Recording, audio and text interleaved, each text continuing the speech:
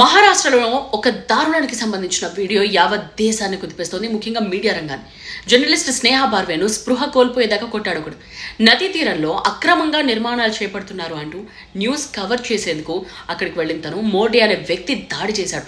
So స్నేహ బార్వేను ఎంతగా కొట్టాడంటే దాదాపుగా కోమాలకు వెళ్లేంతగా రాడ్డుతో కొడుతూనే ఉన్నాడు.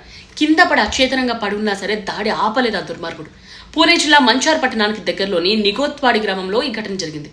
సో ఆ జర్నలిస్ట్ సమర్థ భారత్ వార్తాపత్రికకు ఎస్పీపీ ఛానల్కి యూట్యూబర్గా పనిచేస్తూ ఉన్నారు.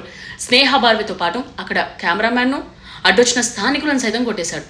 ఆ దెబ్బలకు ఒక చేయి విరిగిపోయింది కూడా. జర్నలిస్ట్ పై దాడి చేసిన మోడీకి ఆల్రెడీ నేర చరిత్ర కూడా ఉంది. హత్యాయత్నం కేసులో బెయిల్పై ఉన్నాడు అతను. మహారాష్ట్రలోని అధికార మహాయుతి కూటమితో సన్నిహిత సంబంధాలున్నాయని చెప్తున్నారు.